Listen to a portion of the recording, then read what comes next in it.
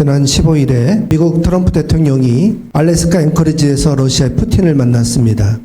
트럼프는 어떻게든지 우크라이나의 전쟁을 멈추게 하고 싶어 했어요. 그러나 별 성과는 없었습니다. 러시아는 빼앗은 우크라이나 영토를 그대로 붙이고 싶어 합니다. 그러나 우크라이나는 영토를 내줄 수가 없지요. 그렇다고 트럼프가 이를 강제할 수도 없습니다. 트럼프가 럭비공처럼 종잡을 수 없는 행동을 좀 많이 합니다. 그런데도 이번 회담은 아주 진지하게 임했습니다. 19일 폭스뉴스가 이 트럼프를 인터뷰했어요.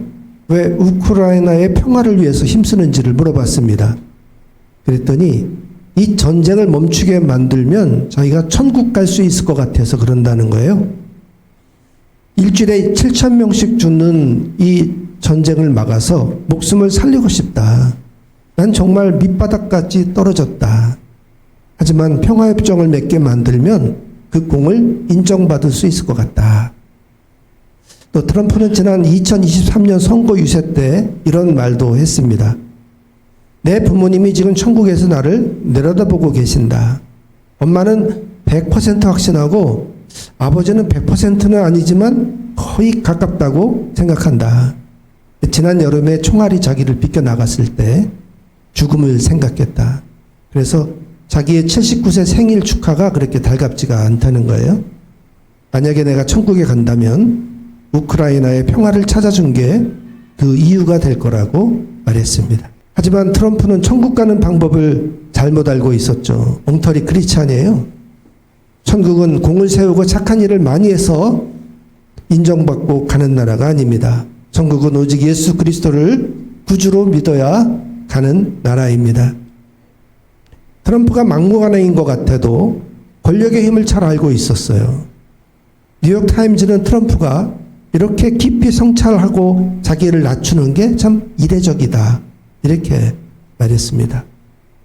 하지만 그러면서도 관세 정책으로 다른 나라들과 미국 소비자들을 지금 괴롭히고 있죠. 권력자가 만인에게 마음에 들게 하기가 쉽지가 않습니다. 잘못된 정책 하나라도 백성들의 삶이 망가질 수 있습니다. 하나님은 권력을 쥔 자들이 잘못할 때 벼르고 계십니다. 하나님이 지켜보고 계시다가 도저히 참을 수 없을 지경이 되면 여지없이 심판하십니다. 오늘 본문의 주인공은 헤롯입니다. 헤롯 대왕의 손자 아그리빠 1세입니다. 그는 유대인에게 환심을 사려고 기독교를 핍박했습니다. 먼저 예수님의 제자 야고보를 칼로 죽였어요. 야고보는 급한 성격에 우레의 아들이라는 별명이 있습니다. 누구보다도 앞서 나가던 야고보가 예수님의 제자 중 최초의 순교자가 되고 말았습니다. 유대인들이 이걸 기뻐하니까 이 헤롯은 내친 김에 베드로까지 잡아들였습니다. 하필 명절이어서 유월절을 지내고 죽일 요량으로 감옥에 가뒀습니다. 경비병 4인조로 4패에 맡겨서 지키게 했어요. 베드로가 꼼짝없이 순교당할 형편이었습니다. 그런데 그때 교회가 기도하고 밤중에 천사가 도와서 탈출할 수가 있었죠. 천사가 잠든 베드로를 깨웠습니다. 그 두 손목에 묶여있던 쇠사슬이 끊어졌어요. 베드로는 천사가 이끄는 대로 감옥을 빠져나왔습니다. 첫째 초소를 지나고 둘째 초소를 지나갔습니다. 굳게 잠겼던 철문도 철커덕 저절로 열렸습니다. 야, 이게 꿈인가 환상인가 그럴 정도였어요. 베드로가 바깥 거리에 나가자 천사가 떠나갔죠. 날이 밝고 베드로가 없어진 걸 알았습니다. 헤롯은 경비병들을 문초했어요. 그리고 그들을 모두 죽이라고 명합니다. 헤롯이 이렇게 폭군입니다. 그 후에 헤롯은 두로와 시돈의 식량 공급을 끊었습니다. 두로와 시돈은 페니키아의 항구 도시죠. 이 도시들은 유대에서 수입하는 그 곡물로 의존하고 있었습니다. 유대와는 가까이 있었지만은 정치적으로는 독립을 꾀했어요.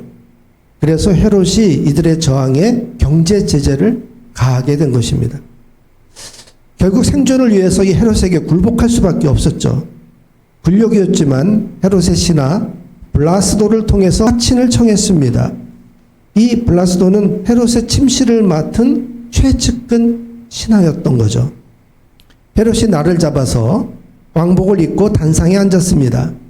드로와 시돈 사절단에게 자기의 권력을 과시하고 싶어서 연설을 시작했어요. 눈치가 빨랐던 백성들이 아부의 말들을 쏟아냈습니다. 이것은 신의 소리요 사람의 소리가 아니로다. 이 군중의 환호에 헤롯이 화답을 했어요. 23절에 보면 헤롯이 영광을 하나님께 돌리지 않았다고 했습니다. 그러니까 자기 영광에 취해서 군중의 환호에 그대로 화답을 한 거죠. 그런데 이 모습을 하나님이 다 지켜보고 계셨습니다. 하나님이 곧바로 주의 사자를 보내서 이 헤롯을 치셨어요.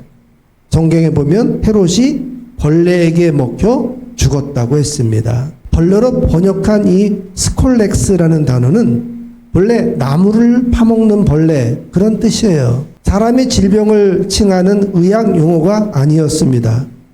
그런데 현대의학에서는 이 스콜렉스를 촌충의 머리 이렇게 번역을 하고 있어요. 즉 흡혈판이나 갈고리로 숙주에 붙어서 피를 빨아먹거나 갉아먹는 그런 벌레 그런 뜻으로 이 단어를 쓰고 있는 거죠. 그래서 옛날 개역 한글 성경에는 이게 충이 먹어 죽었다 이렇게 번역했는데 우리 개역 개정판에서는 벌레로 그걸 고쳐놨어요.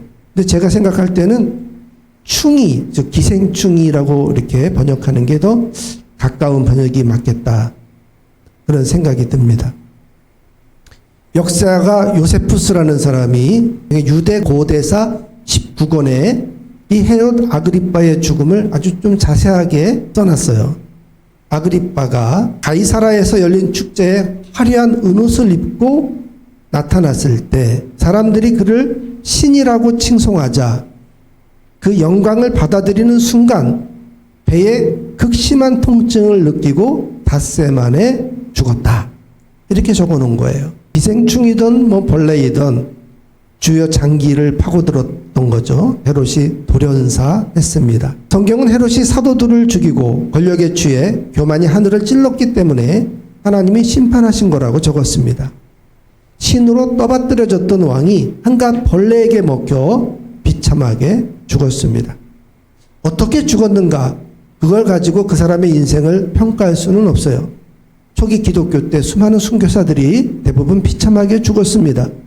십자가형 또는 화형, 맹수, 투석, 또 삼수, 끓는 물이나 기름에 튀겨져서 또는 피부가 벗겨지고 톱으로 켜지고 봉사, 얼어 죽는 거죠. 질식사 또는 매장, 교수형, 밝은 철판에 지짐을 당하거나 굶주림 이런 방법들로 모두 잔인하게 죽어갔습니다. 그러나 그 순교 뒤에는 찬란한 천국이 그들을 기다리고 있었던 거죠. 그런데 하나님의 저주로 비참하게 죽은 이들의 죽음은 이들과는 다른 것입니다. 하나님의 심판이기 때문에 죽음 이후에 저 영원히 꺼지지 않는 불못에 던져지게 되는 거죠. 징벌이 계속 이어지는 겁니다. 그러니까 아주 심각한 거예요. 성경에는 하나님께 불순종하다가 잔혹한 죽음을 맞은 이들이 많습니다.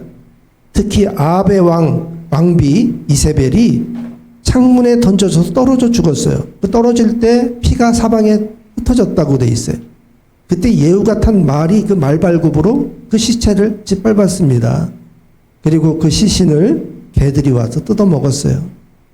장례를 치르려다 보니까 제대로 남아있는 것들이 없어가지고 이스라엘 평야지대에 흩어지게 되었다. 성경에 그렇게 나오죠. 그냥 이 비참한 죽음이 아니에요.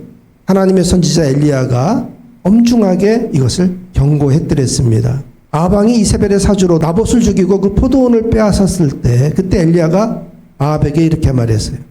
개들이 나봇의 피를 핥은 곳에서 내 피도 핥는다 라고 예언한 거예요.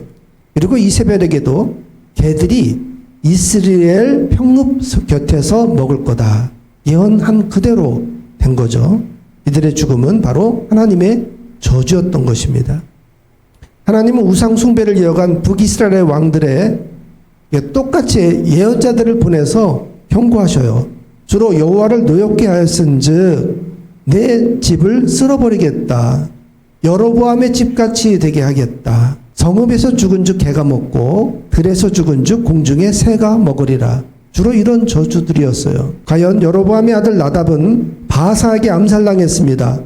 바하사는 여로보암의 가문의 모든 남자들을 다 진멸했어요. 엘라는 시므에게 암살되었고 시므리는 오므리에게 또 구테타를 당했습니다. 시므리는 스스로 왕궁에 불을 지르고 그 안에서 타 죽었습니다. 아합은 오므리의 그 아들이었어요. 바알을 수입해서 퍼뜨렸죠. 최악의 왕이었던 것입니다.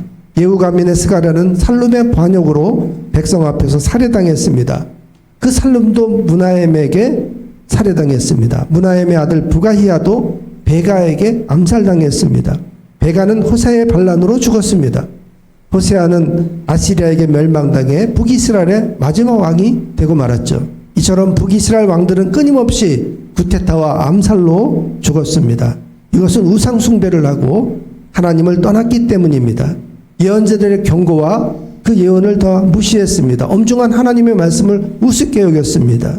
왜 북이스라엘 왕들은 하나같이 이 저주의 사슬을 끊어내지를 못했을까요?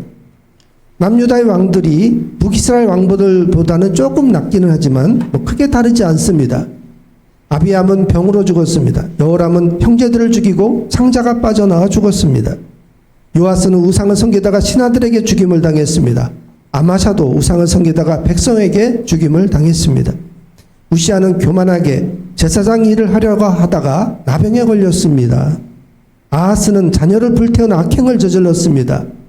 므낫세의 악행은 너무나 심하여서 하나님이 이 나라를 멸망시켜야 되겠다라고 벼르게 만들었어요. 아몬은 우상을 섬기다가 신하들에게 죽임을 당했고 여호아스는 애굽에 끌려가 죽었습니다.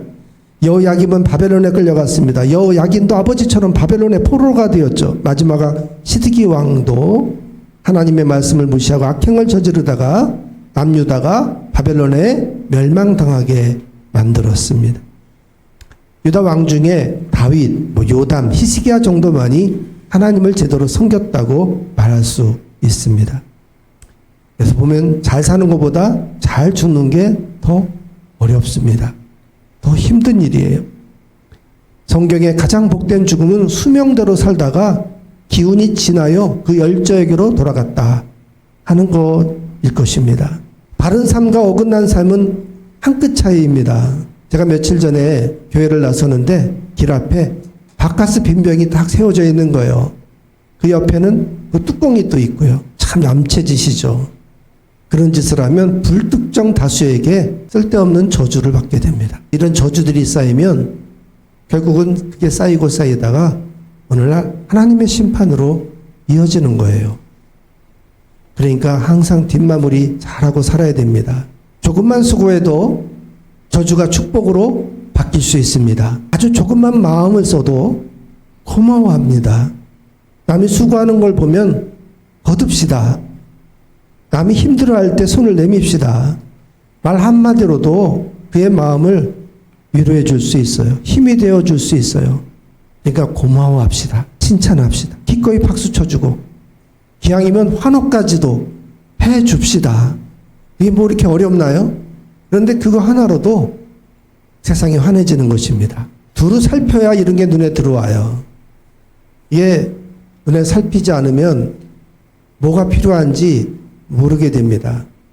어떤 수고가 그 안에 배어 있는지 몰라요. 교회에서 식사하고 나면 꼭 밥당분들에게 잘 먹었습니다. 맛있었어요. 이렇게 인사해주면 해준 사람이 얼마나 기뻐해요. 피곤이 다 가셔버리죠. 어제도 제가 우리 김민주 집사님이 몇 주 전에 그 묵은지 볶은 거 너무 맛있어요 그랬더니 당장 집에 가서 김치 많이 담가가지고 묵은지를 만들어내겠다고 그러시더라. 그렇게까지 하라고 한 건 아닌데도 맛있었습니다. 말 한마디에 사람들이 이렇게 바뀌는 거 아니에요? 조금만 마음을 써도 달라진다니까요. 아낌없이 축복하면 그 빈 축복이 다 되돌아옵니다. 예수님이 그러셨잖아요. 복음을 전하다가 배척을 하면 신발에 있는 만지를 탁 털어라. 그러면 그 빈 축복이 메아리가 돼서 다시 다 돌아온다. 그러니까 축복을 많이 하면 그 축복이 다 다시 나에게로 돌아오는 거예요. 그게 하나님의 축복을 받는 비결입니다. 그러니까 못난 짓 그만하고 가족에게 이웃에게 좋은 일 많이 하고 삽시다. 여러분의 인생에 하나님의 풍성한 복이 가득하기를 축복합니다.